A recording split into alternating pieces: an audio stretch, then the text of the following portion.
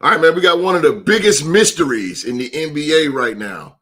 It is Luka Doncic has been traded to the Los Angeles Lakers for Anthony Davis, and it's definitely got the sports buzz, got the sports world buzzing around the world, and us scratching our heads like, what in the hell is going on? And Super Bowl 59 is finally here, man. We will talk about it and give our predictions.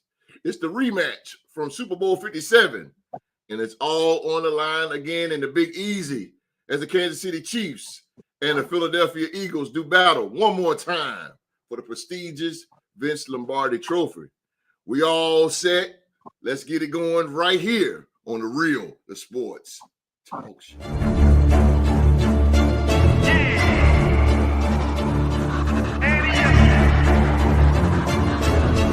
Can't accept the loss, I'm hard-headed. There's a little bit of madness to my method. Many falling off that fine line that I'm treading. I risk anything to be great, and I'm not letting nobody rob me of my victory. Number one, that's what I'm meant to be. When by any means, only thing that makes sense to me, I can make nice or make history. I got that dog in me, yeah. Turn me up, big energy, got the crowd going nuts. I got that dog in me, yeah. I take on anyone, I don't need a one-on-one. I got that dog in me, yeah. I'm talking all bite, no bark. I could rip your squad apart. I got that dog in me, so what's up? Yeah, so what's up? I told her move over, enough of that mediocre. I've been the man since cruising around in the stroller. I got ice in my veins like a cut in Minnesota. Why not show you how I'm built? Come a little closer, ayy. Lot of heart, been smart, aura gotta glow. We can restart, give head start, still get the same result. I'm about mine, don't you get it confused. I'ma win again, yeah, that's all that I do. I got that dog in me, yeah. All right, man, thank you guys for being here with us a little earlier. Well, on this Saturday afternoon, wherever in the world you are right now, welcome to the Real Sports Talk Show, man. We are just a couple of regular 9 to 5 guys that love to talk about some of the hottest news and topics that's going on in the sports world today. This show is sponsored by SeatGeek and Bonfire.com, the official home of the Real Sports Podcast merchandise, and our new friends over at Lokia, Lokia.com. Lokia is a company that makes beaded bracelets, man, for both men and women. And now they are partnered with the NFL to make your favorite team beaded bracelets. So if you click on the link in the description box below and represent your favorite team by buying a bracelet over at Lokia.com, and when you do, use Real Sports Podcast as your promo code and get 20% off. 20% off. That's like around about $14, $15 for a bracelet. So, I mean, come on. Support the channel, support the show. I'll be putting it across the screen if you guys need more information on that. So support the channel and support the show. Before I get started with shout out to Drew to the Game. I want to send a big shout out to Drew to the Game. I talked to him earlier today. The brother's doing okay. He's doing good. Just keep him up in your prayers, man. He's been sick really, really bad. And it was frightening. We he thought he had a heart attack. But he got some muscles and stuff going on, muscle problems going on, man. But, he sent his apology for not being in the live chat. And we totally understand. And Drew to the Game, brother, we wish you goodwill. He was on his way to physical therapy this morning when I was talking to him. And it was good to hear the brother's voice. It's good to hear from him, man. He's still positive. He's still talking to me positive. So there's always the power of positivity in that guy, man. And but shout out to you, Drew to the Game, man. For us, the brothers here in the Real Sports Podcast, man. Get well soon. Wish you all the good health, man, for you and your family. You and your family, my brother. All the love for Drew to the Game. Now, like the theme song said, I got the dogs. Here they are right here. I got the dogs right here. I got the dogs. Why not start off with the guy who started this thing, Mr. Day One? He is the Day One guy. I mean, this guy been with me since all three. This is episode 349, by the way. Wow. This is episode 349. And Mark probably been here, 340. Ladies and gentlemen, representing the 3-time Super Bowl champion, I'm talking about my Las Vegas Raiders. He's Oklahoma State's alumni. He is a wrestling icon. He is the Riddle Sports Wrestling Trivia Champion. He is the very talented and Mr. Young Mizark. What's going on, peoples? When Host was doing his intro, he mentioned a key word. He said the sports world is buzzing. Well, Buzzing. I'm still buzzing after that incredible game last night. Shout out to Host. Shout out to the San Antonio Spurs. Shout out to Aaron Fox. That was one hell of a game. But at the end of the day, Buzz City came out with the dub. Go Hornets, baby. We love to see it. We love to see it. Shout out to the Buzz, game, man. Host. That's a fact. Y'all see the highlights. I forgot to tell you about that. Yeah. That's what's up, man. Yeah. Hey, y'all look good, bro. I ain't gonna lie to you. Y'all look good, bro. Y'all got it. Shout out to the Buzz, bro. Shout out to the Buzz. Y'all, goddamn.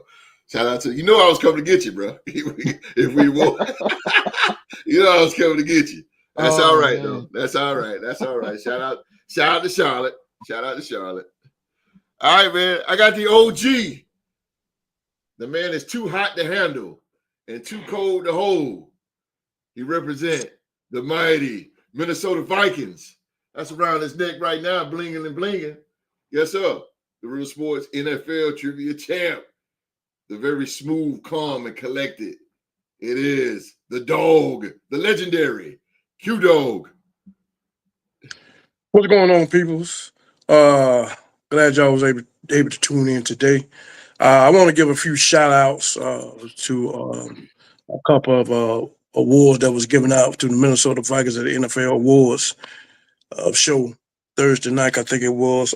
First of all, I want to say shout out to Jerry Allen for making being one of the Pro Bowl guys that made it in the Pro Bowl. He had a illustrious career. One of the master sack artists that we know true to our NFL game today, especially with his rope the calf style, when he roped the calf and he sacked him. I used to love him to see you do that. I want to shout out to him. Yeah. Then I want to give a shout out to I want to give a shout out to Kevin O'Connor for giving the Coach of the Year award, a prestigious award that's given out every year to all the coaches on all 32 teams. It's the second time in Viking history that someone has received besides Bud Grant. So shout out to you, Kevin O'Connor. It says the work that you have done in 3 years, plus a contract extension. So the bright things are looking up for you and being in this organization. Thanks to Wilts for bringing you on in. I want to give a shout out to Cam Bynum and Josh Metellus for doing the white chick dance on the stage. I think that's probably number one celebration dance of the year. These guys have been very creative in the end zone, which not only gives us things to be excited about when not only offensive guys can celebrate touchdowns, but defensive guys can do the same as well. Also, I did not know that the Comeback Player of the Year award was awarded to someone who was hurt the previous year. I just thought it was, that's bullshit. Yeah, I thought that Sam Donald was going to get it, but I did not know it was awarded to someone that was hurt the previous year. So that's why, what's the name? Joe Burrow got it for Cincinnati. I don't understand that. That just, I don't know. It's just something, I don't know. It's crazy. But anyway, I just want to congratulate the Vikings for kind of getting the organization being represented well in the honors show. And I tell you, man, I'm just so proud of this organization, and I really feel like that we're gonna put some things together for the future, as long as Kevin O'Connor and Brian Flores is back in the helm. Even though he didn't get a head coaching job, but that's something different. But he's back in the hand for year 3. So I'm looking for promise for my team. So I'm glad y'all got honored the way y'all did, and just keep on scolding, baby. Just keep scolding. Yes, sir. Skol, baby. Skol. That's good, man. And shout out man to Josh Allen, MVP. You deserve it. Good job. Yeah, Josh Allen. Yeah, shout out to Josh Allen. Yes, sir. Josh Allen, man. Shout out to Josh Allen. Goddamn. It's good. It's good to see somebody else get it. I would prefer not having a goddamn quarterback every year, but that's either here nor there. I think that needs to All right. change too. I don't know. I doubt it. I don't understand why. It's not fair to any other player. Somebody who leads the league in sacks. I know this is a quarterback-driven league, but I think they just get a little ridiculous with it. I just think they just need. There's other players out here in the position are dominant too, but I just don't. I don't know. I leave it alone. Yeah, I it's think they need to bullshit. change it. Yeah, They yeah, need it's to me. It's change it. bullshit. All right. Well, last but not least, he's back.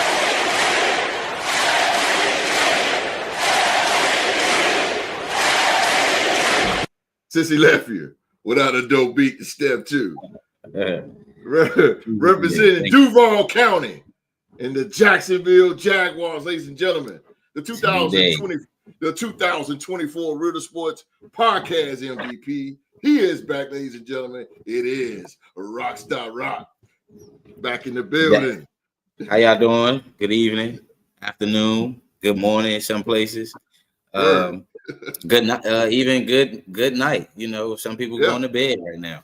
But how y'all doing? I'm back. I missed the show. I'm glad to be back on here with my brothers, to talk sports, to see how they been, doing, and see how their minds been matriculating over the course of these weeks, and getting ready for this Super Bowl tomorrow. Hoping the Eagles pull it out. Because that's right. kind of getting. As much as we love dynasties and all, but it's I think the Eagles deserve it. They fought all year. Damn right they do. Things of that nature, and plus Saquon, I want to see him finish how his story has turned around, especially for the running backs in this day and age. And give a shout out to Walter Payton Man of the Year, Eric Armstead from the Jags. And we had 3 Pro Bowlers in the Pro Bowl, despite circumstances. But hey, they made the roster, and it's a new day in Duval. Got a new head coach and everything. Thank you. Let's go, Duval. But and shout out to Armstead, because little do they know, man, that guy last year in the Super Bowl was putting Patrick Mahomes on his ass. He was. Him and Bosa dominated the Chiefs. They dominated, bro. Armstead, it was 91 with San Fran. Killing them, bro. He was killing them until the fix got in. But oh yeah, and before Sam Darnold should have won Comeback Player of the Year, not. Oh yeah, you kidding me? Sam Darnold should have won. Darnold was almost out of the league. You don't give that to a guy that's been in the MVP conversation for like the last 5 seasons, and because he got hurt one season, and this season his team didn't even make the playoffs. I can understand the purpose of a Comeback Player of the Year is you come back and your team actually advances to the next part of into the postseason, and then you see what happens. Joe Burrow team didn't even get to the postseason. No, regardless of the stats, regardless of him leading the league in 3 different categories, and Jamar Chase being the Triple Crown winner. That's supposed to go to somebody that was going through the trenches, was a glorified star, got put down, then decided, I'm gonna have a comeback story, and that's how you decide Comeback Player of the Year. Somebody that was talked about, and now it isn't talked about, like how Geno won.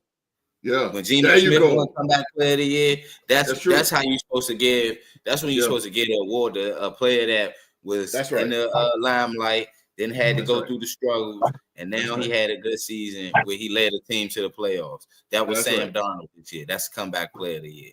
That's why he's the MVP, ladies and gentlemen, because he is absolutely right. He is absolutely fucking right. And on top of that, Sam Darnold threw 35 touchdowns, bro. I say it again, he threw 35 touchdowns. Was that 3rd in the league in touchdown passes? Behind Lamar and Josh? Get out of here. You don't get this guy. And they won 14 games. He ain't missed none of them. What? Something ain't right here, bro. Like I said, I don't understand that. That just something ain't right, bro. This is Dumb, stupid. that's a dumb ass rule. Joe Burrow. Uh-huh. Oh boy. All right. I'm hushing. Rock killed it. Rock killed it. So ain't no need for me to say anything. Rock killed it because he is absolutely 100% right. Bullshit. I tell you that. All right, ladies and gentlemen. I'm sorry we had to throw the show out like that, man. Hey, you never know on this show. We just go all kind of ways. Thank you guys for watching again. Look, man, boy, you touched the nerve on that one. But man, let me tell you something. What's going on in NBA? This is matter of fact, this is our first time this year covering the NBA. Nothing really too much is going on in the NBA, but this was major. This is major, man. Luka Doncic. You know who that is? Luka. It is. Was traded to the Dallas. I mean, from the Dallas Mavericks to the crazy. Traded to the Los Angeles Lakers for Anthony Davis.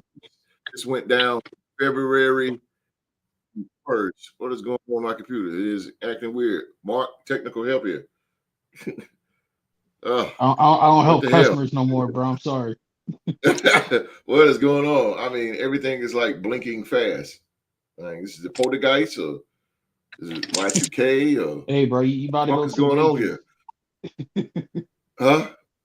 You about to go to the Matrix real quick. Something ain't right, bro. Something ain't right. I think it's Y2K coming to get me.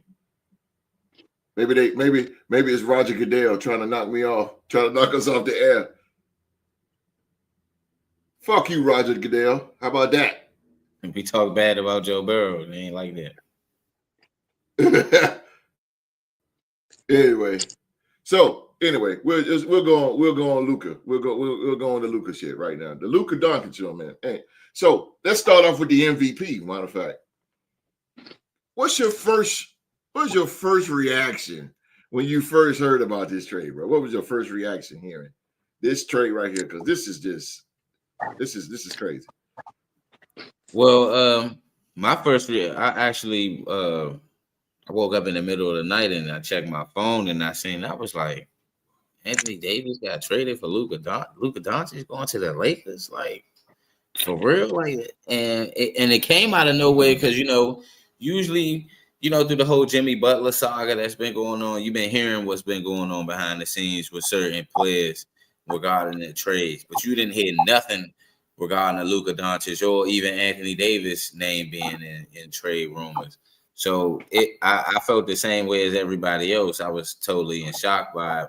However, I feel like the Lakers did this as a move to build for the future because LeBron only got so much mileage left. I mean, granted, the brother playing great basketball at the age of 40, but it's only so much he gonna want to keep going on these road trips and playing so many games and then trying to push to even play even more games in the playoffs. You got to win a 4-game series. It's not like in the NFL you play one game and then you into the next round. You got to go through this same.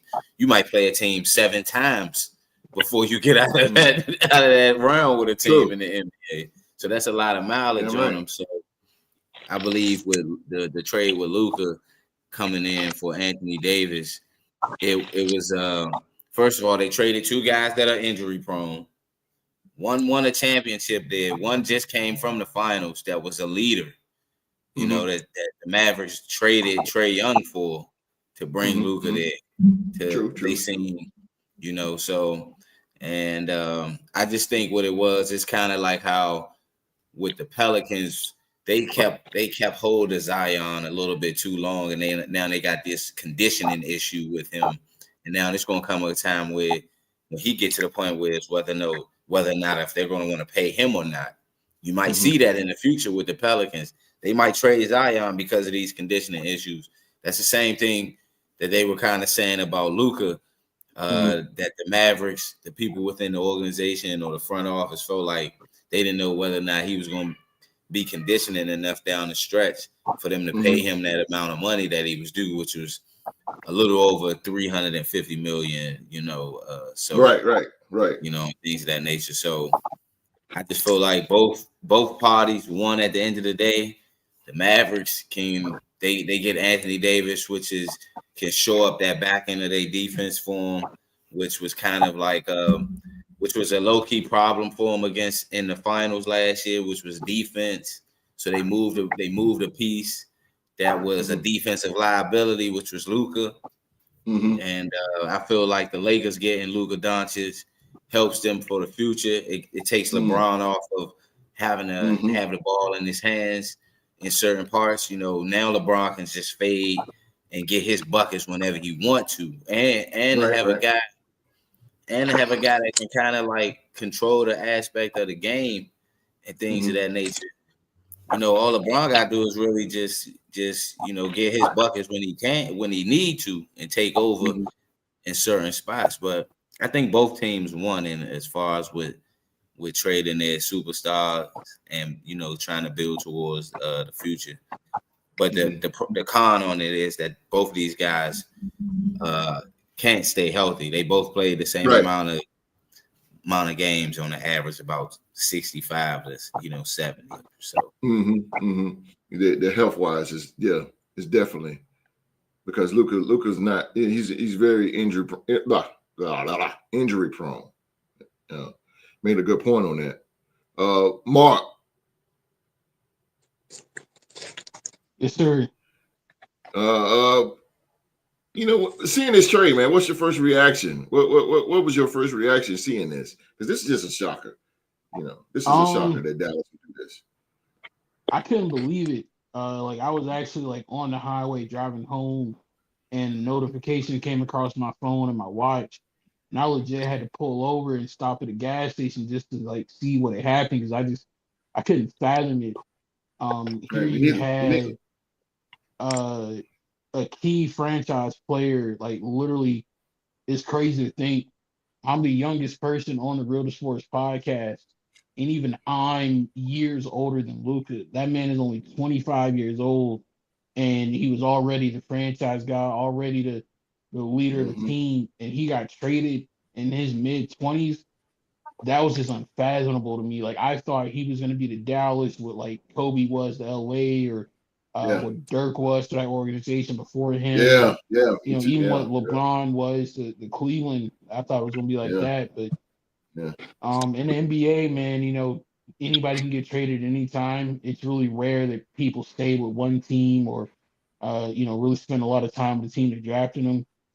But I can't help but think in this trade, back to around Christmas time, 2023. I don't know if you guys remember, but the headlines are starting to come out that Mark Cuban was in the process of selling his stake to the Dallas Mavericks. He was the majority owner of that team for a long time.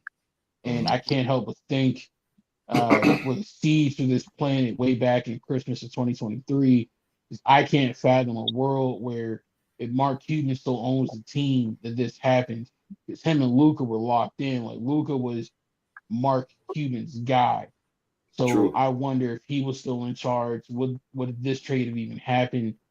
And also, it's just an interesting case of throughout my lifetime as a basketball fan, the NBA has always been a players' league. The players always had all the power, and then you see something like this where a young franchise player gets traded in the middle of his prime, and it came out of nowhere, and he didn't know.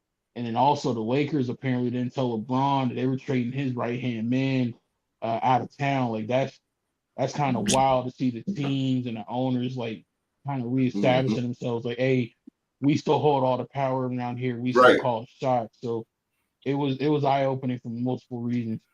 You think it's a power statement for the owners? You think it's a power statement, you think? It could be, because, like Rock said, and a lot of other people have said throughout the week, I think Dallas was getting tired of Luka's lack of defense, the conditioning, constantly arguing with the referees and whatnot. And then I think, me personally, just from a completely basketball perspective, because I don't know the ins and outs of that team, I'm not in that locker room, but from an outsider's perspective, looking in at it in a basketball sense, I think if he would have performed better in the finals last year, they might have been more reluctant to do this. But I think the way that he went out when they were in the finals, especially when they were arguing with the refs, that he was flopping, all that kind of stuff, I think that kind of told Dallas all they needed to know. Like, I don't think we want to dedicate $500 million into this guy. So now, from Dallas's perspective, you kind of stuck with Kyrie and AD, for the foreseeable future, along with PJ Washington. So it's just crazy to think, like, not too long ago, they had Kristaps, they had Luka, they had Jalen Brunson. Now all those guys are gone. So, damn, Godspeed to Dallas. You ain't kidding. OG, you are the longtime Laker fan. What was your first reaction, man, by seeing this blockbuster trade here? Well, when I first got wind of this trade, I was actually laying in my bed about ready to go to sleep. I used to tune in on my phone a little bit before I actually go down and lay down and sleep, and it popped up on my phone. I was in shock. And missing the name Luka, I didn't like it. The reason why I'm saying that because granted, we get a lot of international players that's coming into our league, and they're pouring in draft after draft. But to me, Dallas, their offense was boring because they ran everything through Luka, which is one of the more boring offenses you ever want to see. To me, I didn't think that. Maybe I'm not going to try to pull myself back to the old school basketball, but that's just who I am. But I'm trying to find my way into the new school basketball, and I'm finding a hard time to see big men out there jacking up threes and all this kind of stuff like that. I'm used to the big post-up men and all that, so I guess I'll get around at some point.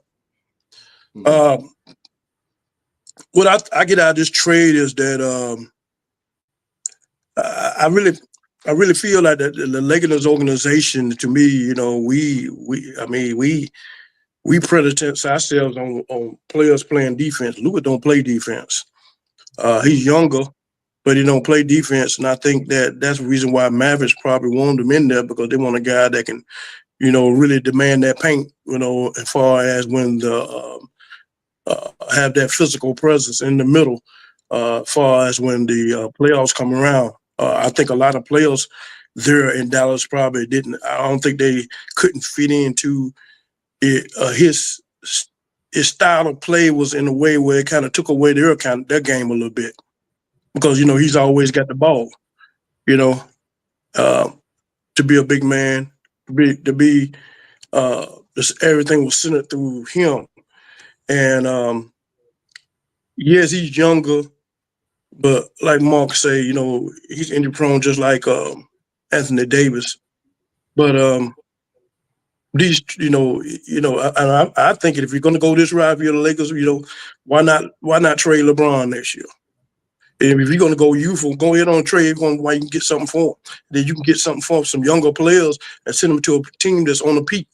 That way he can probably get another championship or whatever on his way out if he's to stay another year.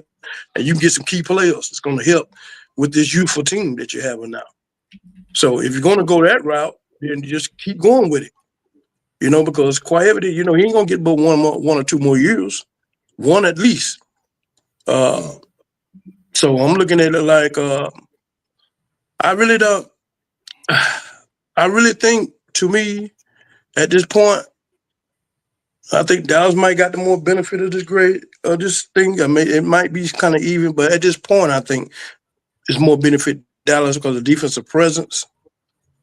But Luka being younger, and like I said, if you're gonna go young, you already got it started. You might well keep on with it.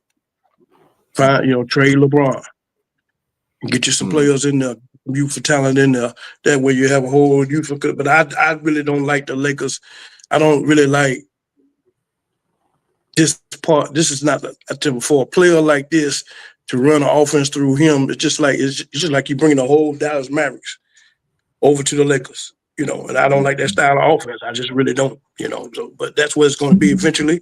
He's going to be the star player now. So everything gonna be centered around him. It's just like he never left Dallas. Dallas is just bringing Dallas to LA.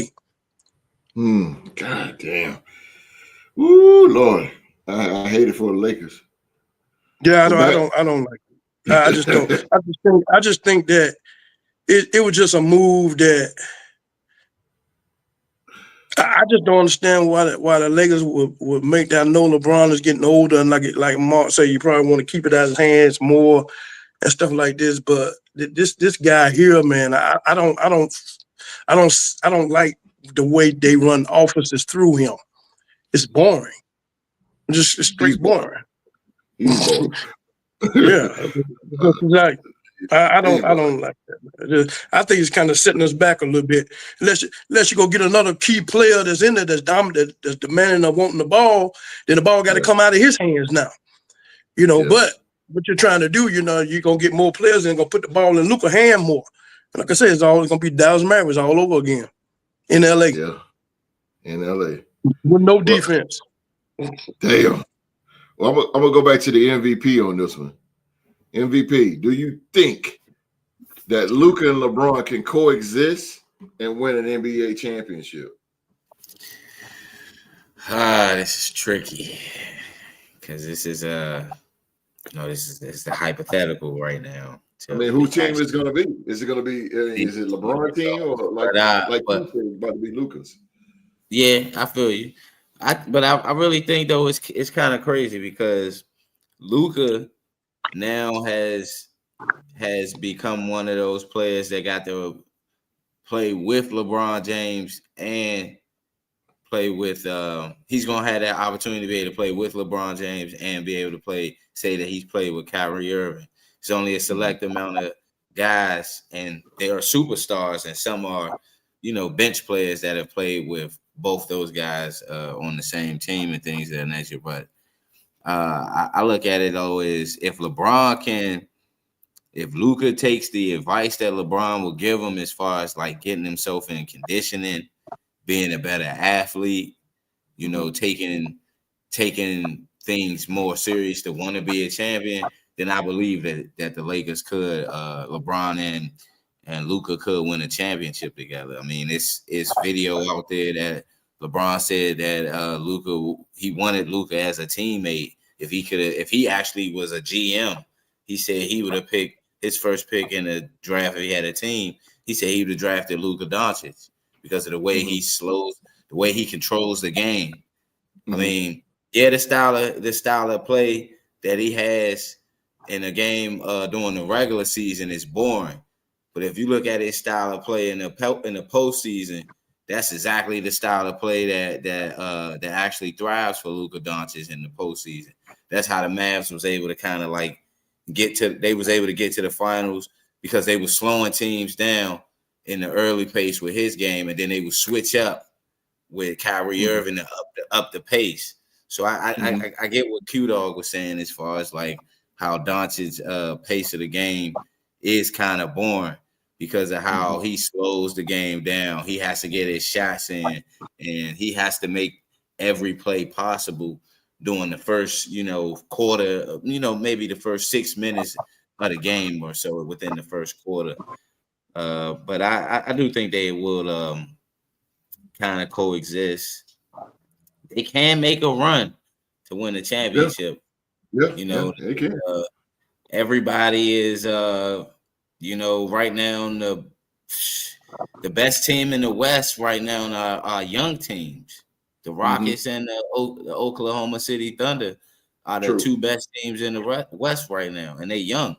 So a veteran squad with LeBron and Luka going against, because Luka did go into Oklahoma City last year with Kyrie Irving and beat OKC.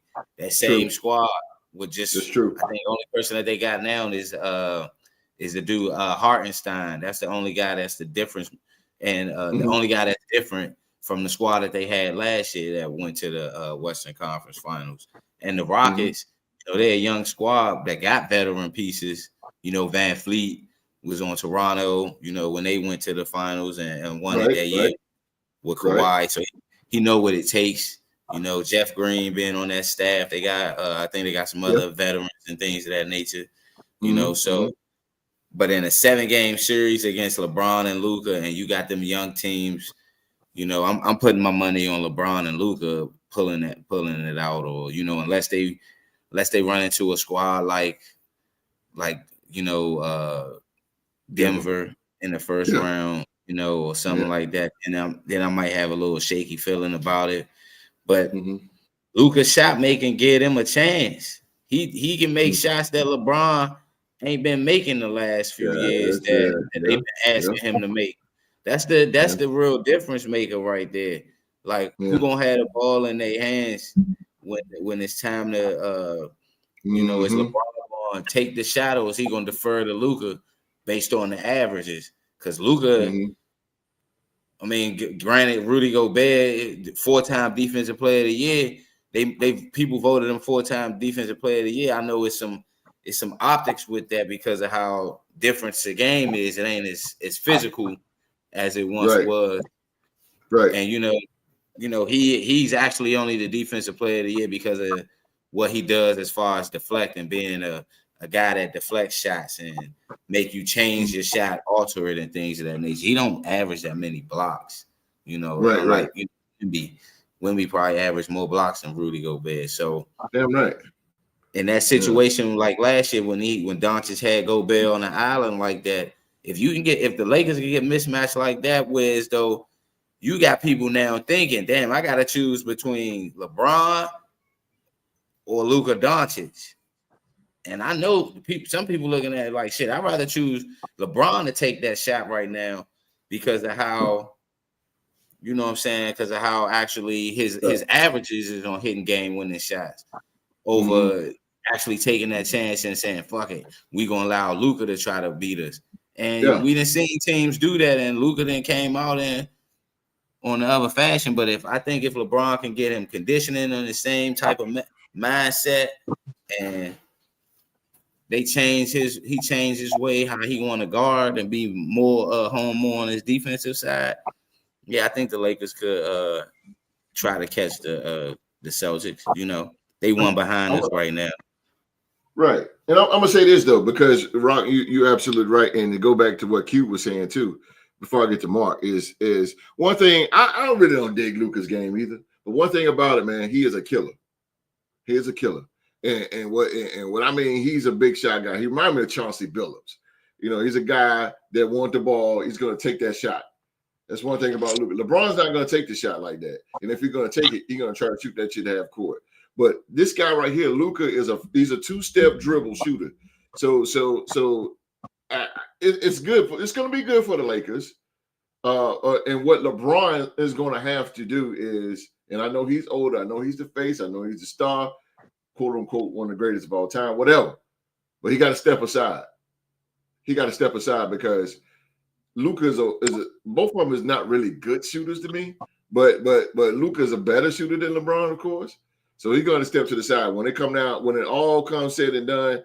Who got to win that game? LeBron, who is a great facilitator. He's a great facilitator. He's going to draw so much of a double team that Luka's going to be over. So this could be a win-win situation for the Lakers. It could be, but they got to speed up that offense, like Q said, because they're going to be bored in this fucking dishwater. And LeBron is a run and gun guy. That's why he get all his points. He plays bully ball. He gets the ball. He's going to run through you to get that, get points. I don't think Luka can catch up with that. But I'm ready to see what JJ Redick. I feel sorry for JJ Redick because he just got a ton of work he got to do. Because now you got to deal with a slow guy like Luka, and then you got to deal with kind of a medium, fast-paced guy like LeBron James and the other Lakers like Hachimura and them and shit, like guys that used to run the floor. So JJ Redick gonna have to come up with some stuff. But Mark, you're a PJ Washington guy, Mark. That's your dude. Yeah, man. PJ Washington. So let's go on the other side of the coin here, Mark. Are the Mavericks a legitimate contender with the addition of Anthony Davis? Are they a contender? I'm kind of hesitant to say yes. And the only reason being is because like Rock mentioned, Anthony Davis has times where he's really dominant, and he also has times where he fades into the background. And then also times where he's on the injury report a lot. Same thing with Kyrie Irving. Like Kyrie has his ups and downs. So the only real consistent that they kind of semi had was Luka, and that's saying something. So I'm curious to see, over these next couple of games, especially after the All-Star break, can Dallas find some type of chemistry? Can Jason Kidd come up with some type of game plan, some type of offense and defensive scheme that they can rely on night in and night out with the players that they have? PJ compliments Anthony Davis a lot because they kind of do the same things. So they'll be good in the front court, but I'm worried about okay, it's all on Kyrie now. This is what Kyrie kind of wanted when he left LeBron in Cleveland. This is what he was supposed to have done in Brooklyn and Boston. Now it's really on you, put up or shut up type deal. If it doesn't work, I wonder what they're going to do next. But right now, I say they have a chance. I just need to see how this new team comes together without Luka being on the court. It's gonna evolve. Of course, it's gonna evolve around Kyrie Irving. Yeah, Kyrie Irving's a guy that I love him to death. Great dribbler, great handler, all that. But he just doesn't stay consistent. Oh hell no!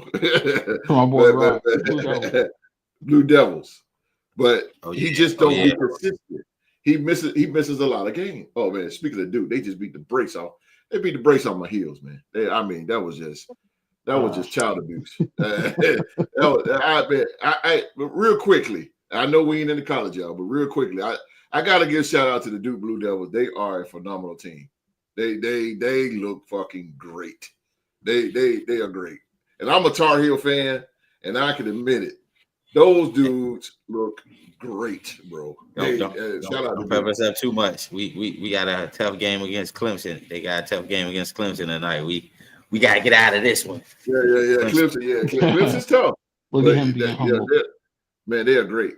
They got great defense, man. But to go back to the Mavericks, I'm gonna go to Q though for the last one. I'm gonna shut up. Q. I'm gonna ask the same question I asked Mark. Now that the Western Conference, you got Denver, Q. You got Denver, former NBA champs 2 years ago. You got the Lakers now with Luka. You got Oklahoma City, who's up and coming. You got the Clippers, who's pretty good. You got the Rockets, who's number one in the Western Conference. You got the Spurs now, De'Aaron Fox going with Wembley now.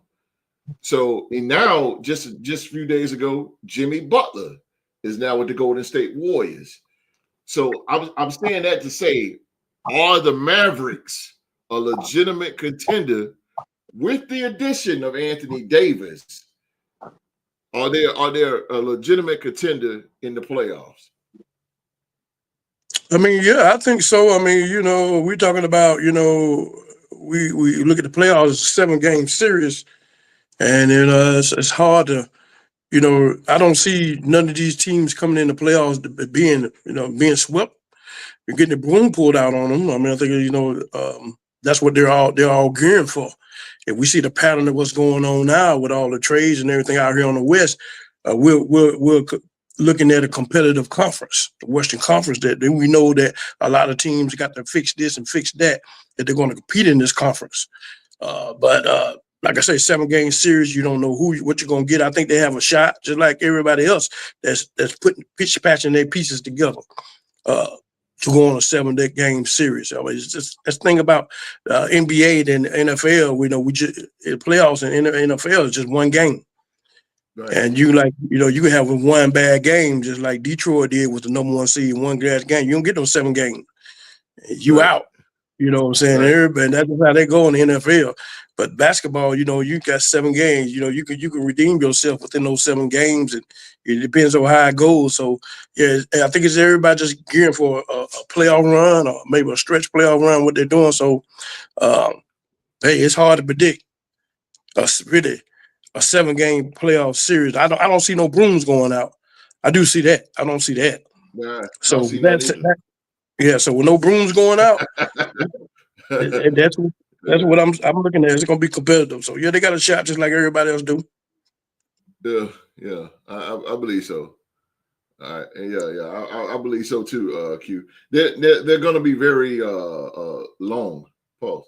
They're going to be very long in that. So, defensive wise, man, that's like Rock mentioned.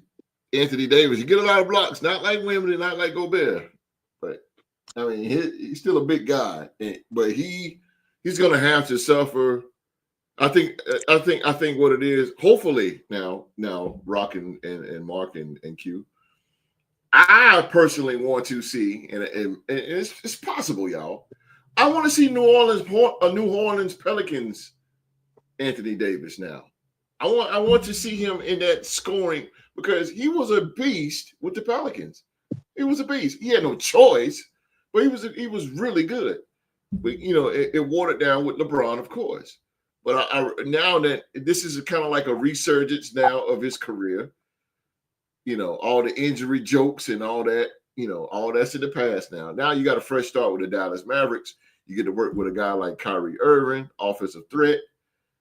Dallas needs to be a little bit more offensive threatish more than I think they need to score. But I want to see Anthony Davis, Pelicans, man. I want to see him score. I want to see him score.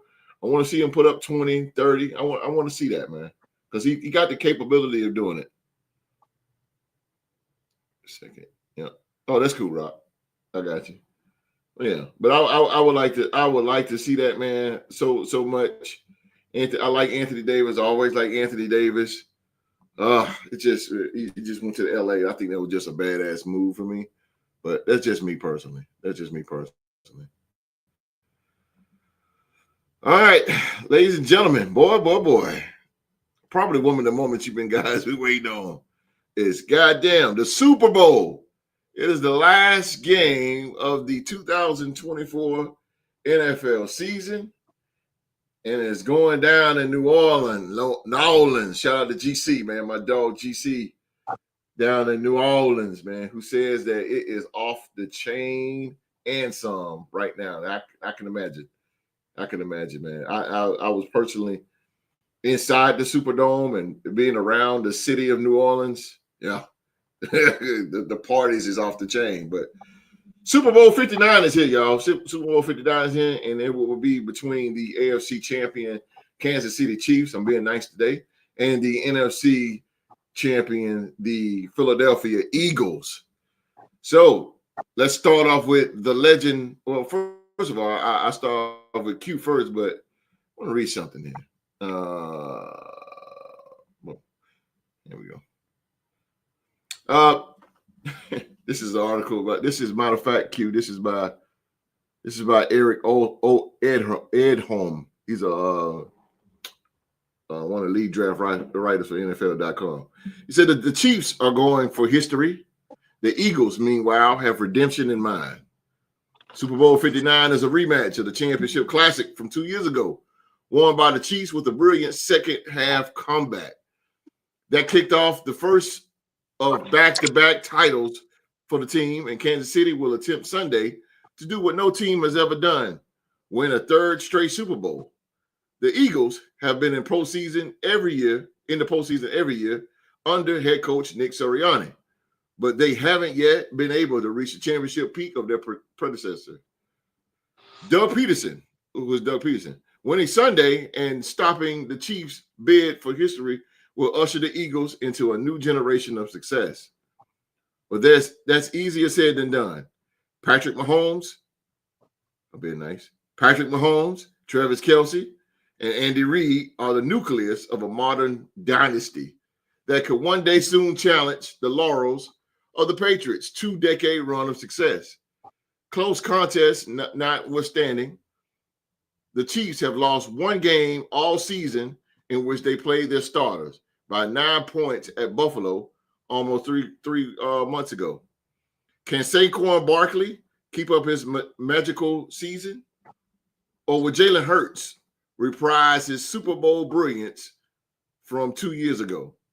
It might take some Philly fireworks in New Orleans Caesars Superdome on Sunday night to keep Mahomes and his highly successful friends from celebrating under falling confetti again. So, Q, let's go to you, brother.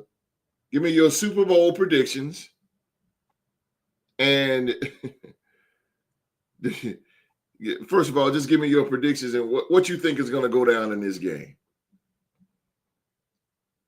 My prediction, I don't give scores, but I think the Chiefs are going to win this game.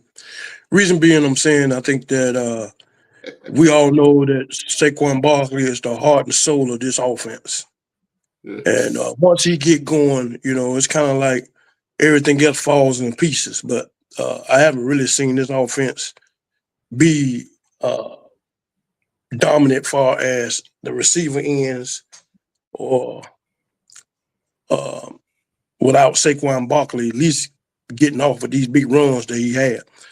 I don't know what the type of defense that the Kansas City has. He's going to be able to run off those yards. He might get his 10 or he 15, but those 60s and 70s and 80-yard runs, I don't think that's going to happen.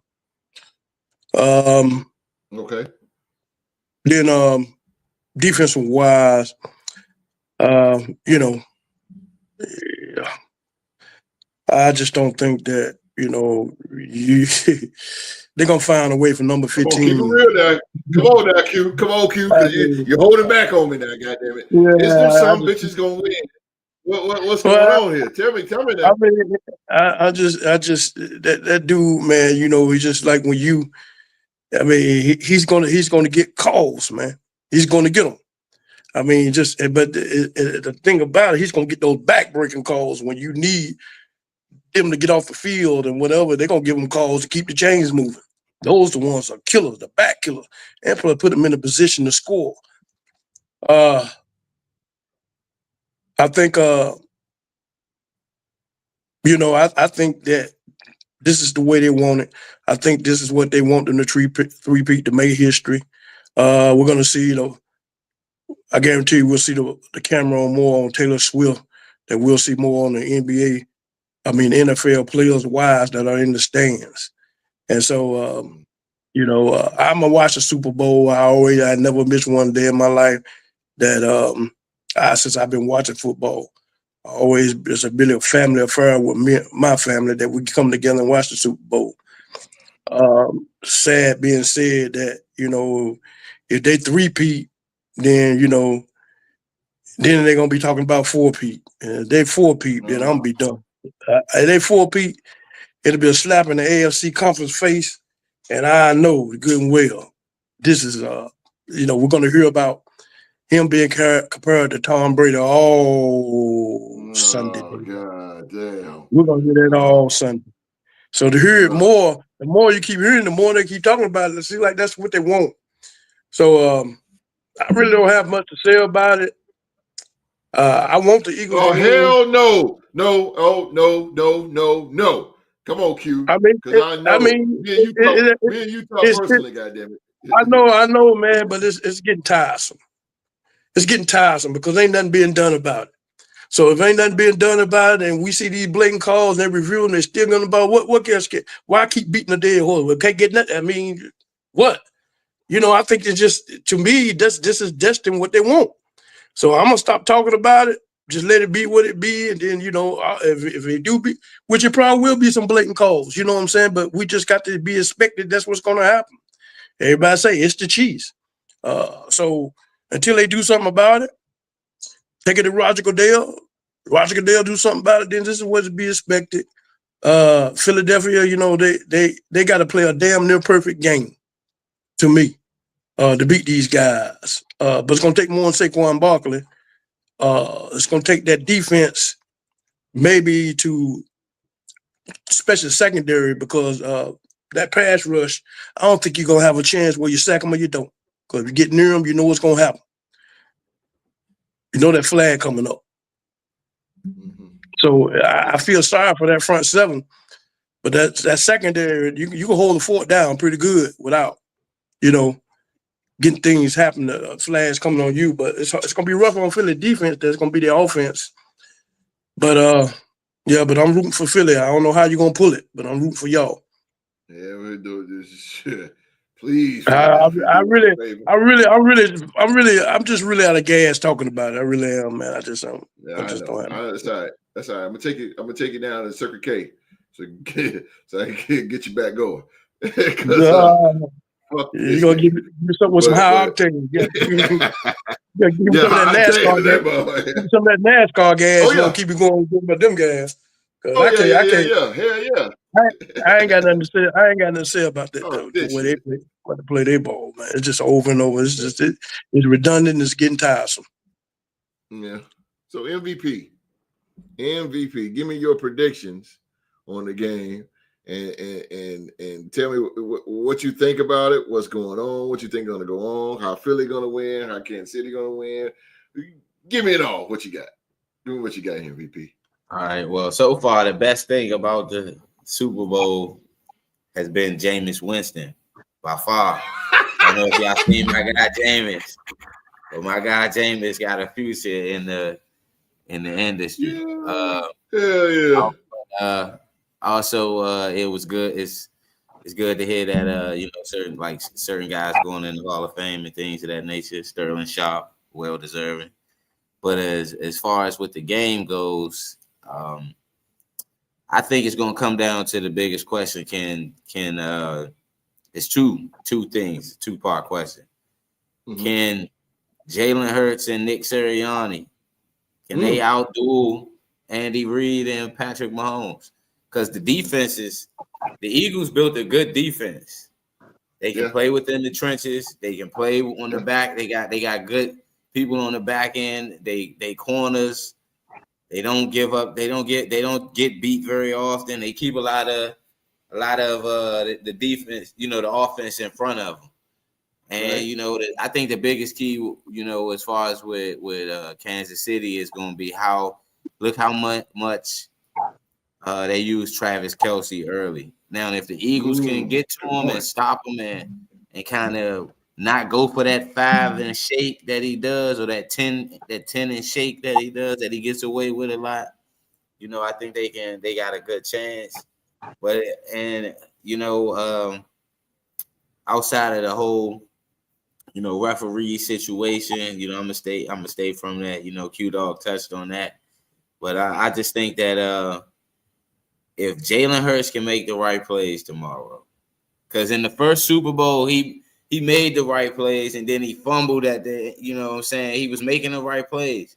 Then that fumble towards the end of towards halftime, where Eric Reid ran it back, it changed how the rest of the game went for him. They kind of slowed down the tempo a little bit for him. They didn't, and I get what Q Dog was saying about Saquon Barkley.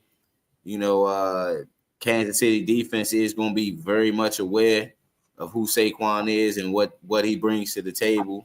So I expect Saquon to have a decent game. I don't know if he's gonna have monster game like he did against the Commanders and throughout the NFC playoffs. But at the end of the day, how often do the Kansas City Chiefs play a running back that can run all third down? Every 3 down backs. How often do they see them type of running backs in our conference? So that's a difference. And I hope they don't three-peat, and things of that nature, because it'll be a slap in both conferences' face. Because the AFC, if we can't beat them, he got to be the AFC. He got to be the NFC team to host the Lombardi. So it's just it's a slap in both conferences' faces, because both conferences can't seem to hone together and say, forget it. The Chiefs is Thanos. This is endgame. What's it gonna be? Right, exactly. What's it gonna fucking be? But I'm rooting for a good game. I'm not gonna pay. I'm pay attention to the halftime show. Kendrick on there, things of that nature. But I think the score gonna be fairly high, maybe 38-35. 38-35. Like on this last second play. I don't know. Just my prediction. It could be. It's good. I'm trying to hold my composure here. It's just so hard. I think I might rant. Let's see. Mark. Last game of the season, Super Bowl 59. Our arch enemies, the Kansas City Chiefs versus the Philadelphia Eagles, AFC, NFC. Going down to Big Easy, of course. Give me your predictions on this game. My predictions. This game is, I'm not gonna lie to you, it's one of the tougher Super Bowls to kind of predict that we've had in recent memory. I wonder I'm why. excited for it, just because of, conspiracies aside. I'm really excited to see this defensive matchup. You got Vic Fangio going up against Steve Spagnuolo. Both guys are really great at what they do. We say what we want about 87-15, but one thing we kind of can't question with that team with a good barbecue is their defense. Their defense plays really well every time they're on the field. They're ready disguising coverages and disguising blitzes. So it's going to be interesting to see how Jalen Hurts, how the offensive coordinator Kellen Moore, how they're going to counter what they're getting from Spagnuolo. And on the other side, like a veteran like Andy Reid and the offense that he has, how is he going to counter what Vic Fangio is doing with his phenomenal defense? Only difference is, offense kind of got that trump card in the back pocket, but we ain't going to talk about it. But for those who do worry about this game, I will say this. The one time that the team with a good barbecue got to the Super Bowl and they didn't win and they didn't look really good in that game was a couple years ago when they played Todd Bowles and that Tampa defense. And one of the ways that Tampa won that game was that they beat the team up. He had no time in the pocket. He was scrambling for his life. And I feel like Philly's defense can kind of replicate that. How do you stop Jalen Carter? That's my big question. I think Jalen Carter is going to kind of neutralize Isaiah Pacheco and Kareem Hunt. And it's going to really make the team to get barbecue a one-dimensional offense. I think the key for Philly to win this game is to keep their composure.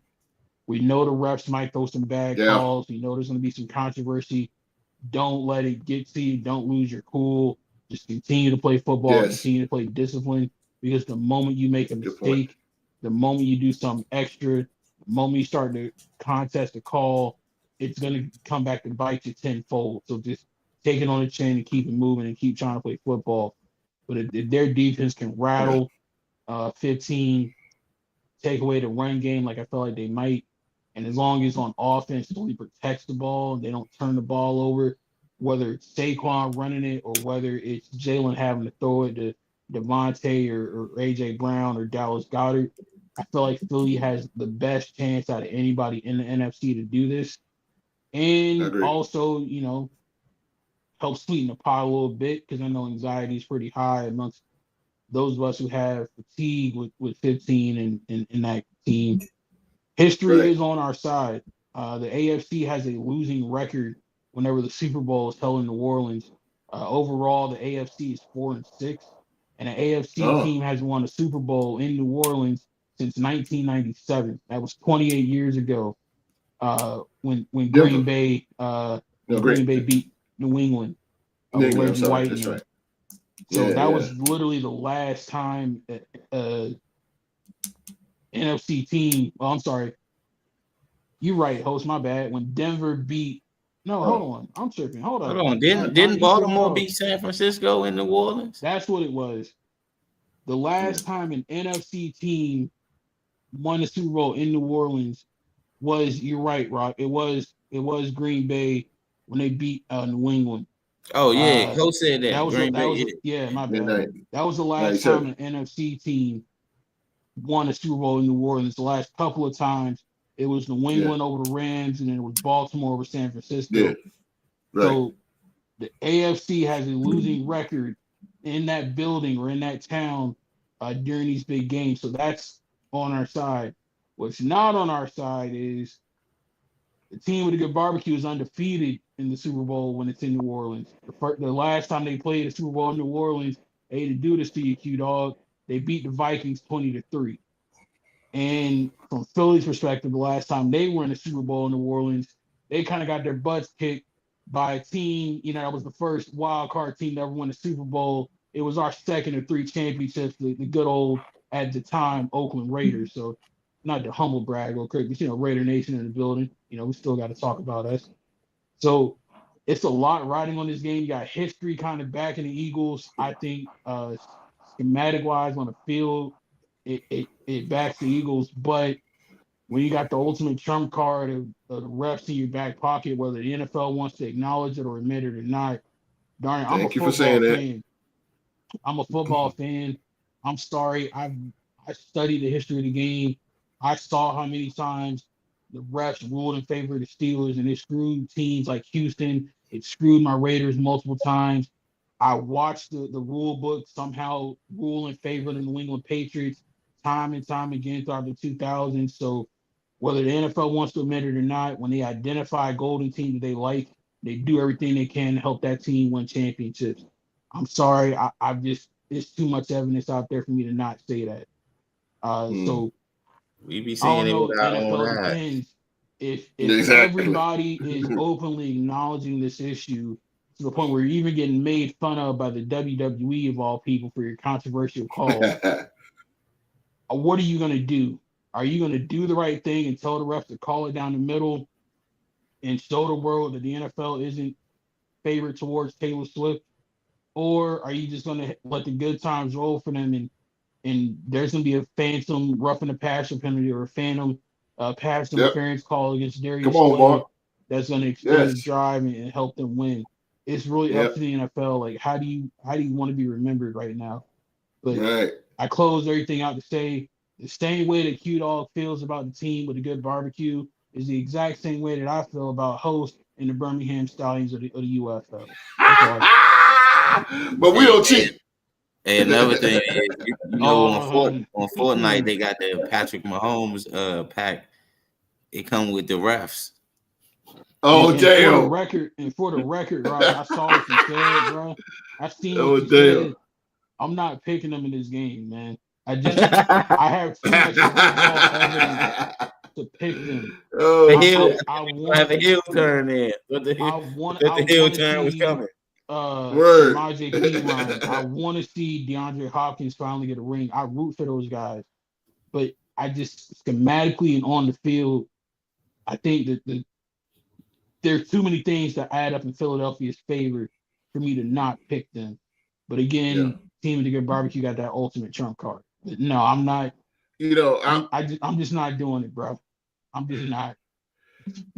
Hey, I'm going for the goddamn Eagles. So there's no way in hell I'm gonna go with this 2 year. But I know the outcome. Like Mark said, we all know the outcome. All four of us know this shit. We know we know what's gonna come. It's gonna be something. It's gonna be something to come. But Mark, something that you said about the Eagles that they need to do is they know they're gonna get bullshit. So what they're gonna do? They need to hold their composure because it's coming. I don't give a flying fuck who anybody disagree with this, but it's going to be a controversial call in this game. I'm telling you, it's going to be something in this game. I think the officiating is going to be fair and square enough because they know, the NFL knows that the world is going to be under the ref is going to be under a microscope as far as their calls. But I guarantee you that second half, that's when the bullshit is going to happen. They might call it straight down the middle first half. But it's something about that second half. Because Mark, you put it out there. You or Rock put it out there against Philly the first time. It was all good to the second half. It was all good to the second half. They played the 49ers last year. It was all good to the second half. Then all of a sudden, Greenlaw goes down, and then here comes Kansas City. It's always something. Philadelphia is going to have to play each quarter, and I mean fucking each quarter.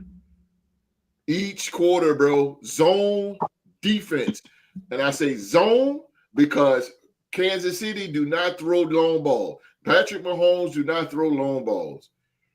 The most he throw is 10 to 15 yards downfield. He doesn't have a home run hitter. He doesn't. So that's good on Darius Slay and Quentin Mitchell. That's good. But those two guys I named, Darius Slay and Quentin Mitchell, they're going to have their goddamn work their hands full. They're gonna have their hands full. And I hate to say this shit, but Patrick Mahomes is a crafty bastard. He's a crafty guy, and those receivers is very crafty, but it really starts with Andy Reid. Andy Reid is a phenomenal play caller. He is. He's a crafty ass play caller, and they're gonna have to watch out for that because it's gonna be Kansas City runs a lot of inward crisscrosses. To go on Philly side, that defense, man, that defense got to eat. That's like we named your boy for Jacksonville, Armstead. Now, he was the solution for San Francisco's defense last year because he was putting Patrick Mahomes on his ass. He was disrupting that offense. Okay, so now Carter's going to have to do the same thing as well. He's going to have to do the same thing. Bond. All those guys, that defense, but I believe they can because they have a great defensive coordinator. Vic Fangio is going to have to call his greatest game ever. Mark, you said Nick Sirianni. He's going to have to call. He's going to have to coach his greatest game ever. Because I give Andy Reid his credit. He is a great coach. I give it to him. He's a smart guy. But Saquon Barkley, he's going to have to be the X factor. I believe Saquon could get off. But in order to get off, he's not going to run through the middle. Because Kansas City they're good at stopping the run in the middle. Sweeps. Because he's fast. Kansas City's defense is not fast at all. 52 Desert Storm 99. Run that play. You hear me, Nick Sirianni? 52 Desert Storm 99. That's a sweep. Run it. Run it, bro. And send my royalties in the mail. realsportspodcast@gmail.com. Send me my goddamn royalties. Well, I'm telling you, bro, this is going to have to go down. Oh, live chat is hitting. Oh, the power of positivity is amongst us. Drew to the game. Drew to the game. It said T-Rock. Young G. Young Mark. I'm sorry. Miss you too, man. Love you too, bro. Miss you, bro. Due to the game. Philly has to play 1,000. That's right. But it won't be enough, bro. No. I agree. I agree with Drew. I agree with Drew, man. I agree with Drew. Positive Drew, I agree with you, bro. I agree with you. It's going to be some bull shit. It's going to happen. But they just going to have to just stand tall. Stand tall, Philly. Stand tall. Stand tall, bro. Stand fucking tall, Philly.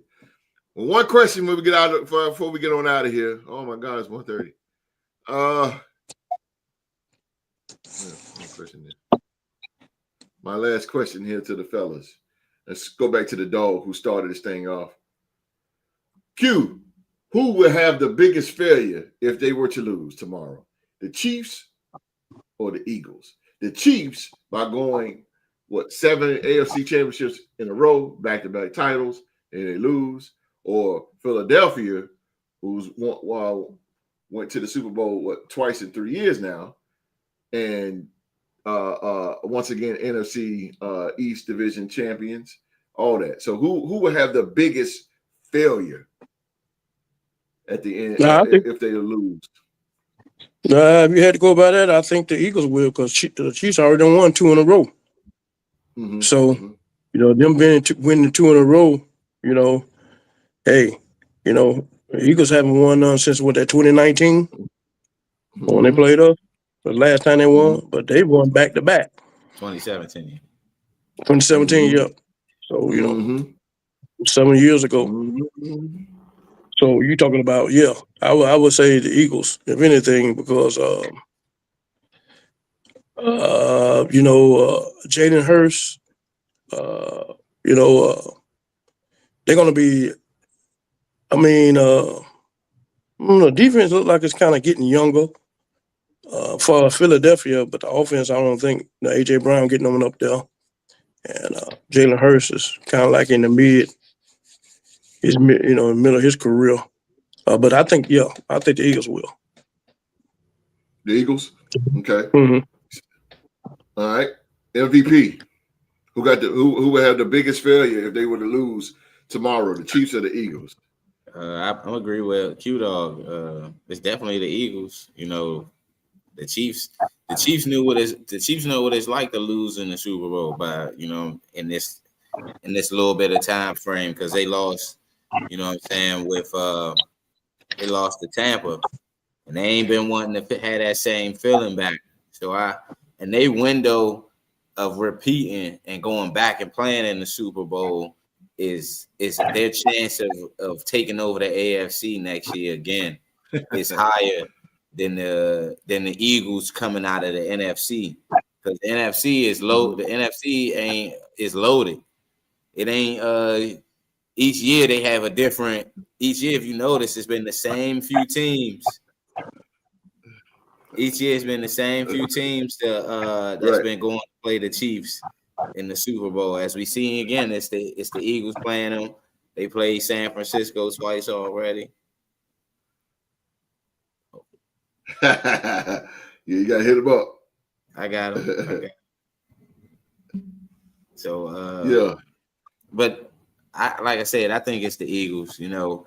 Because as I stated, the NFC is wide open. And usually the team that kind of lose, the team that loses the next year, they kind of have like a falling off. The Kansas City Chiefs, the year that they lost to Tampa Bay, they still had a strong season the next year after losing in the Super Bowl. So I feel like it's bigger pressure on the Eagles to get it done. It's definitely gonna. Yeah, I agree with you too, Rock. It's a lot of pressure on them because America, the world, wants them to win. The world. That's how much people can't stand the Kansas City Chiefs. A lot of people, man, from social media on down, they cannot stand Kansas City. They cannot stand it, and they are right. All right, Mark, who would have the biggest failure here if they were to lose Sunday? Would it be the Chiefs or the Eagles? Which team? I disagree with all three of y'all. I don't think it's the Eagles. I think that the team that would look like the biggest failure if they lose on Sunday would be the team with a good barbecue.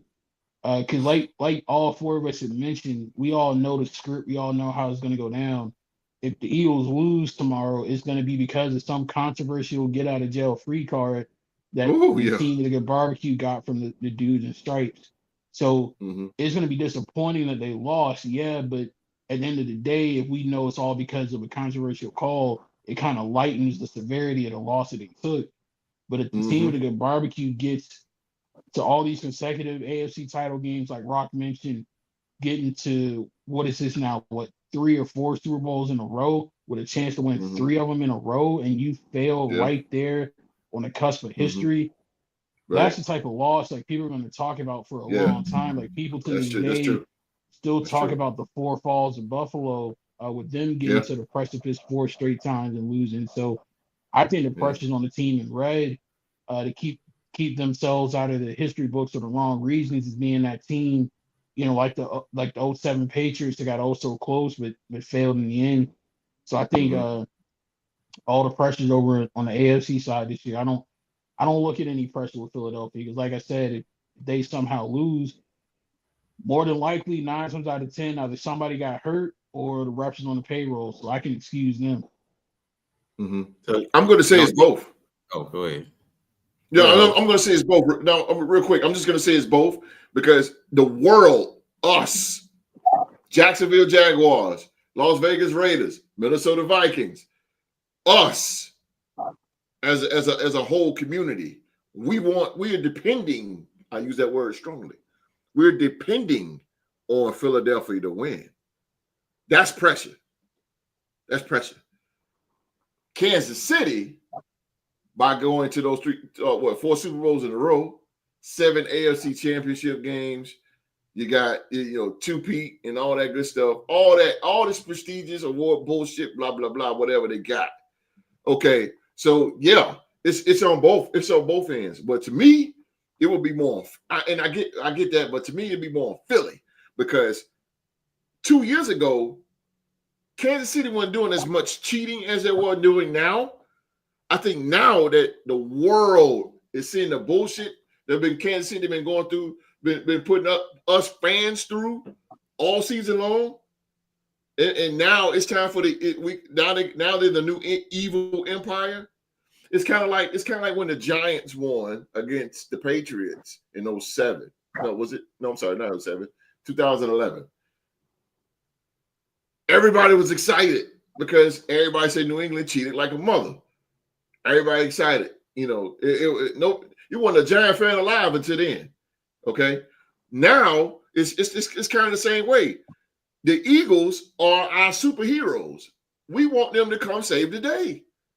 We want to dethrone these cheating bastards.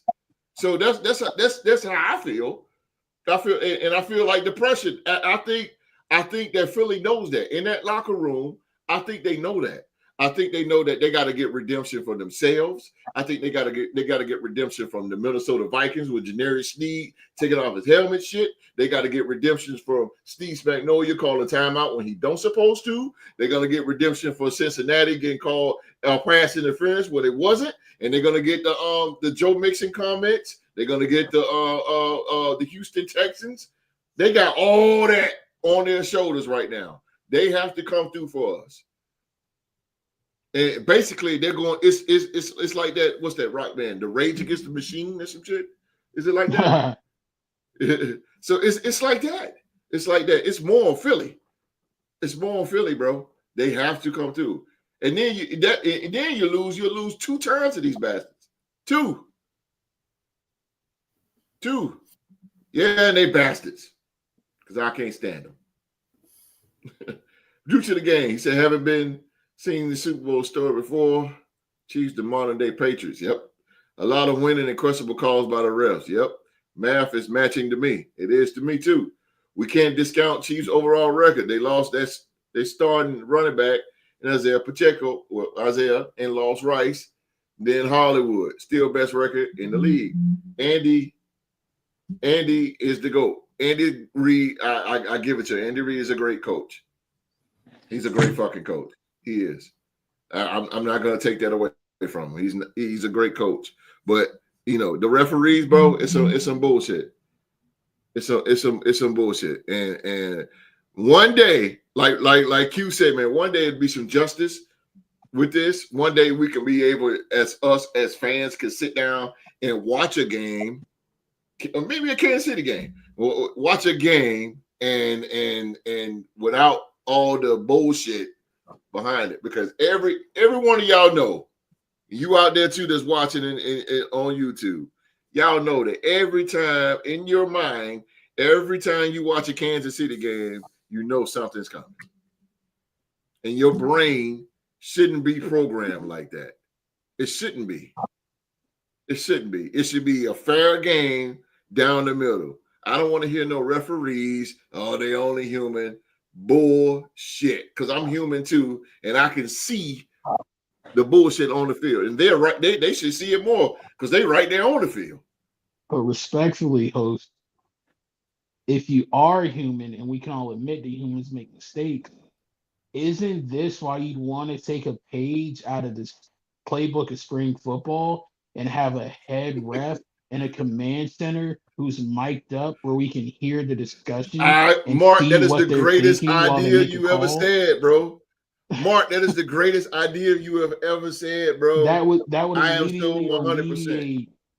Everything that we've been saying about football for like the last 50 years, like literally just take that adaptation from spring football, from the USFL and from the UFL, put the head honcho in the command center, and let's hear them break down the film and explain why they did or didn't make a call. Take the uncertainty. Ain't that what Blandino and them for? Yeah, that's what they do in the UFL, and I'm saying the NFL should adopt that, especially in these key critical playoff games like this. That way you take that conspiracy out of it. It'll alleviate any doubt from fans' minds about you guys in the NFL, because we would have that transparency. So. It's so sad that we're watching the best game of the NFL season. This is a game that we wait all year long, participating for our team to get to, and we got to watch this shit like, I don't have no Super Bowl excitement like I used to. I don't. I fucking don't, bro. I don't have no Super Bowl. My wife tell me, are you gonna get something for the Super Bowl? Fuck no. For what? No. I don't care about it, bro. And it's sad. It's heartbreaking because we all as fans, we love the Super Bowl. You got great commercials, you got a great halftime show coming. You know, you got all the spectrums, glitz and glamour. But with this shit, you don't even care. You don't even care. Why? Because we already know the results. We know the results. We know what's going to happen. Thank you, Roger Goodell, for fucking it up. You fucked up the Super Bowl. You fucked up the Pro Bowl. I don't even watch the Pro Bowl. Who watches that shit? It's like watching Nickelodeon Slime Time. Hey, man, them Slime Time games be kind of lit. Fuck that. Supermarket sweep. It's supposed to be AFC versus the NFC. Tackling each other. These dudes out here two-hand touching. Get out of here. It's sad, bro. I don't have the Super Bowl feeling no more, man. I used to get excited, man. I used to get excited, like, yo, the Super Bowl here. I don't even care. My Raiders ain't been since 2002. I don't care. Please don't talk about but it's that. just it's the fact that it's the Super Bowl. And I don't have that feeling, man. I just don't. I don't. Not because of Kansas City. Not because of Kansas City. Oh, yeah, for sure, bro. But you know, next year when Baker Mayfield lead the Bucs to the Super Bowl, it'll be back. Okay. You know what happens, Mark? All the Super Bowls so far have, over the last few years, it's been the talk about how the refs was going to call a game between, like, you know, what Drew the Game was saying about with Brady, and now they've been it's been passed over to the Chiefs. Over the last few years, it's been questionable how the Super Bowl going to turn out, whether the Patriots was going to get calls. And the only year that it didn't go that way was the year that Brady and Patrick Mahomes played in the Super Bowl during COVID. I mean, there were no controversial calls in that Rams and Patriots game a couple of years ago. It wasn't? Nah. That game just sucked, right? No. Yeah. That game sucked. As long as the score was like what? I'm good. Total of 16 points in the Super Bowl or something. Yeah, that shit sucked. Oh, that was the worst one of all time. Yeah, it was, bro. That sucked. Nothing. So, well, like I say, man, sometimes they didn't need in that game. They needed to make some calls to bring some excitement. Right. Yeah, man. Like, bro, like you can't even invite nobody over to your house to watch Super Bowl for what? For what? I just don't have that feeling. I miss that shit, man. Hopefully we get it next year. You didn't have to think about okay, this would be a good game. These two teams about to get it. You about to get it in, baby. Let's go. Yeah. It ain't about the Raiders. I just like football. But you know, say goddamn, like, come on, bro. Like, I just don't have it. I don't give a shit. I'm just watching it because I never missed the Super Bowl. I'm just, I'm gonna glance in or whatever. I'm gonna glance in or whatever and keep it beat. Whatever's whatever, clever Trevor. Whatever. God damn it. One day we'll get it back, man. One fucking day. Save us, Philly. Save us, Philly. Save us. We need you. Do something. Do something. Hey.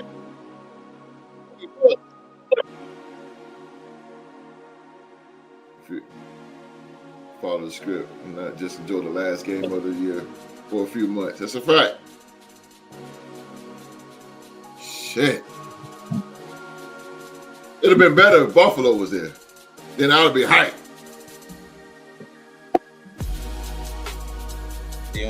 On the refs side, because Josh Allen don't get as much call. He get called, but he don't get as much as Patrick Mahomes. Right. And it shows because he didn't get that fourth. They ruled against him on that 4th and 1 call when I believe he got the 4th down. I mean, Kincaid got it first. Yeah. Kincaid got the bitch first. It's a little sketchy to me. They tell us the yellow line on TV is an imaginary there, but with my own eyes, if you count 10 yards from where they line up, that yellow line is actually equivalent to what to where the first down is. You can see his body go over the shit. Oh, my God. Well, Super Bowl's tomorrow. Go get your hot wings, your hamburgers, your hot dogs, or whatever. I'm not in it. I got to go to work the next morning, so who gives a fuck? But anyway, enjoy the Super Bowl, ladies and gentlemen. I'm not going to be a David Downer, y'all. Even look, the Chiefs is there. Even if the Chiefs played fair, I'll be like, okay, all right. But no. But anyway, enjoy, you guys, ladies and gentlemen. Thank you guys for watching the show. Thank you guys for watching. Enjoy the Super Bowl. Enjoy it. If you're a Chiefs fan, enjoy it. If you're an Eagles fan, enjoy it as well. Well, ladies and gentlemen, that is our show for today, man. As always, we want to thank you for watching another episode of the Real to Sports Talk Show. Please tell anyone and everyone about us. And please remember to hit that like button and that thumbs up button for the OG, the legendary Q-Dog, the day one, Mr. Episode, Young Mark, and the 2024 Real to Sports Podcast MVP, Rockstar Rock. And if you haven't done it yet, man, hit that subscribe button, turn on that bell for all notifications. And remember to check out bonfire.com, some Real to Sports gear, and Lokia at Real to Sports Podcast, man. Go get your beaded bracelets for your favorite team. All right, man, we're going to get out of here. It's good to see. It's good to see the MVP. And he is back in the building, ladies and gentlemen. He's going to take us out. All right, I'll make this short and sweet. Host got some things to take care of today. So shout out to all my family and friends. Shout out to my podcast members. Y'all keep me going, keep me on my toes with the sports and things of that nature. I thought I was the only guy, to really dig in deep in sports, but until I met my illustrious panelists here. And just be safe, enjoy your weekend. Hope we get a good game tomorrow and Real to Sports. I hope so too, MVP. We'll see. Mark, you want to tell the world? Well, you ain't got to go in depth, but yeah, man. After a long, illustrious run, this is my last day as a full-time podcast panelist. Got some exciting things going on in my professional life that's gonna take me away from being able to be on the show full time. But this isn't goodbye forever. This really ain't even goodbye for now. I'll still be around. Just won't be on every single week. But you guys still tune in, still support these guys, because no other sports media outlet in the world, whether it's ESPN, cable TV, local news, or even anybody here on YouTube, nobody's going to give you the wide variety of sports coverage like we give you at the Real to Sports Podcast. We cover everything in the sports world, and we also give you a dose of real life and real talk with it as well. So keep on coming back. We got more great content for you. So I'm temporarily signing off, but don't worry. I'll be back sooner than you notice that I'm gone. Yeah, man. We're going to miss Mark. Mark is going on to higher heights and deeper depths, man. Mark has got that promotion, man. So, hey, that's what it's about. That's what it's about. Mm-hmm. It's about achieving in life and moving on. And he's young. So that's really good. A young man that young is coming up in the rankings like that. So that's good, man. So, again, man, Mark has been here all 300 and something episodes, and it's going to be different as hell not having him here. But Mark, congratulations on your promotion. And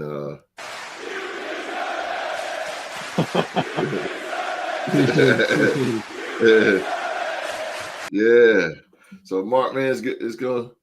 Mark, again, not saying goodbye, man. So he'll be here just not as much, but hopefully I still have the MVP and the dog, man. We're gonna try to hold it down. And if you're out there that's watching, man, if you want to come talk some sports with the legendary Q-Dog and the 2024 MVP, all you got to do is send an email to realthesportspodcast@gmail.com. We'll set that thing up. We're taking on members. We're taking on members. So let me see. Due to the game, you got something? I said Mark about to be CEO. Come on, Mark. On my Mercedes Monet. Oh, don't start in that bullshit, CEO. Oh my God. Terrible. Hey, bro. Terrible. Well, next Saturday's show is canceled. Next Saturday, we won't be here. My basketball team, we're top seeded. Actually got a game at 2:30.